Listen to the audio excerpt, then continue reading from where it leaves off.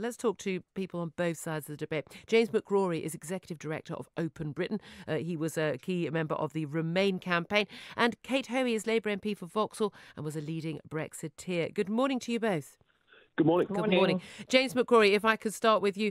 It does look like the idea that Theresa May has put forward for her customs partnership is not popular within her own cabinet, within her own party, and the EU don't like it much either. Is it a runner? I don't think either of them look like much of a runner at the moment.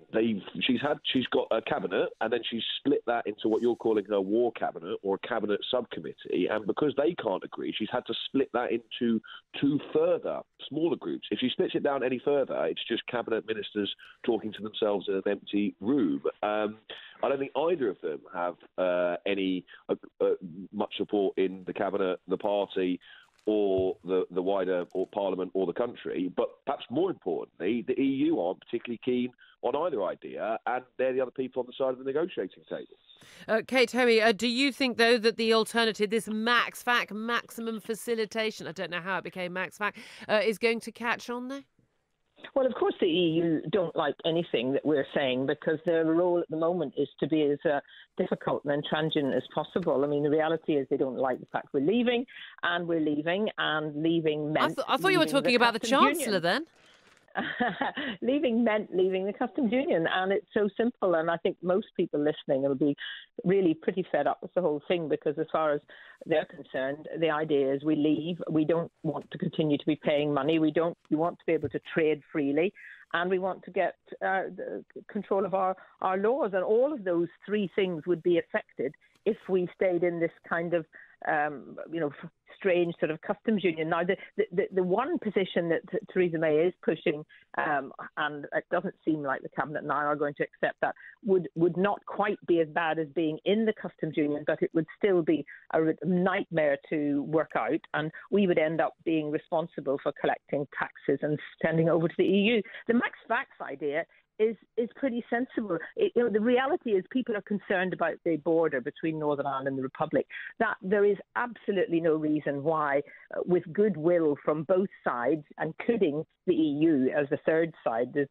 three games, and the Republic of Ireland, Northern Ireland, the British UK, including Northern Ireland, and then the EU. And the only people who seem to be interested at the moment in really getting an agreement here are the people who live on either side of the border, who have to move back and forward with trading arrangements. And that can happen. It's possible. It's just some of these people want to make it as difficult as possible and don't want us to leave. Well, it does appear that the Prime Minister is aware of what a difficult situation she's in. She doesn't want to lead at all. Yesterday, she invited all 214 Tory backbenchers into Downing Street sort of in 4 different batches, basically to explain why she's had to go back to the drawing board and attempt to find a replacement for the customs union. But I have to say, James McGrory, I mean, I hate to admit this to you as someone who is a leading Remainer, but I'm still absolutely stunned that we've got a government almost 2 years on that hasn't come up with a plan. I couldn't agree more. It's not often we do that, is it? No. It's nice. It's a nice change, though. But I couldn't agree more. They triggered Article 50 without having a clear plan. As you say, we're now 2 years on.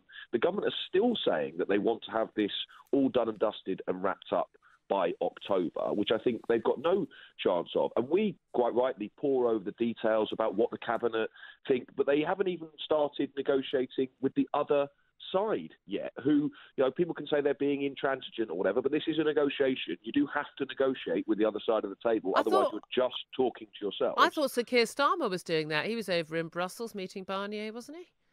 Yes, I don't think he was handling the negotiations unless I've been asleep while something pretty monumental has anyone checked with him over the last 24 hours. Well, look, Jacob Rees-Mogg, of course, arch Eurosceptic. He's a backbencher still. People often forget that, a backbencher, but he's the leader of the 60-strong group of Tory Brexiteers, European Reform Group. He has written in the Daily Telegraph today, telling the Prime Minister she must show more firmness and tenacity and see the Brexit process for what it has really become, and has accused the EU of treating Britain with disdain disdain. And as Kate Hoey was saying, using the Irish border question as an excuse to thwart Brexit.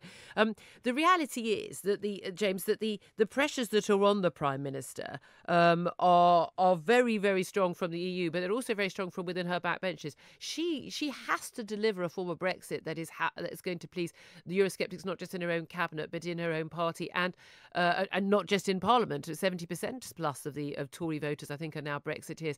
She has to deliver, or she will be ousted, surely. Well, I mean, that will, of course, be a concern for her when you've got people like Jacob Rees-Mogg making thinly veiled threats in the Daily Telegraph. But the problem that she faces is that the Brexit that's been promised to people is fundamentally undeliverable. If you come out of the customs union, as the government is saying that they want to, there are knock-on effects on that. That will have a negative effect on our trade with Europe. But people have been promised, quotes, this exact government quote, the exact same benefits as we enjoy now from membership of the customs union and the single market. That is fundamentally undeliverable. So the Prime Minister, to be fair to her, is being asked to deliver something that nobody can deliver. What I'd like to see is a bit more honesty from the government about what those trade-offs are. Kate Hoey, is what she's being asked to deliver impossible?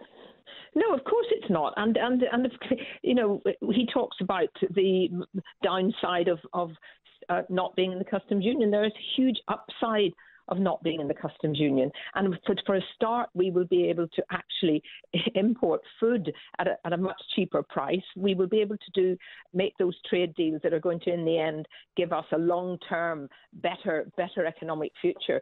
And, you know, this idea that we haven't got any plan. The plan is to leave the customs union. And the only reason why that keeps being a big issue is because it is being pushed by people who know that if we stay in the customs union of any kind whatsoever, we are really staying in the European Union.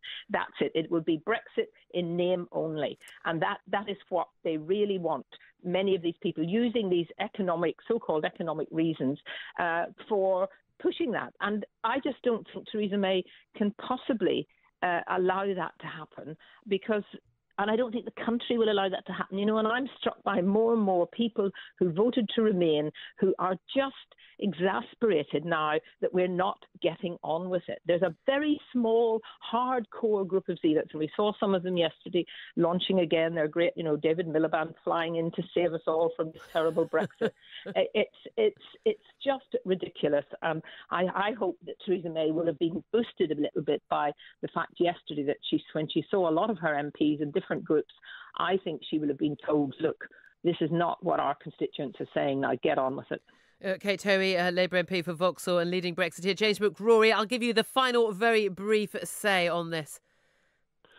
Well, Kate says, you know, we've got a plan, we're just leaving. But that's a bit like saying, I've got a plan, I'm going to leave the house. But when I step out of the house, I generally know where I'm going. I'm going to shortly go to work. And this idea that it's anyone else to blame other than our own government for the problems that we've got. We can't even, the government level can't even agree amongst ourselves what we want 2 years after we've left the European Union. That is just fundamentally unacceptable, and it's only going to change if the Prime Minister and the Cabinet Ministers start being honest with people about the downsides of leaving the customs union. Oh, but we had Project Fear to tell us all that already. James McGrory, Executive Director of Open Britain, and Kate Hoey, a pleasure to speak to you both.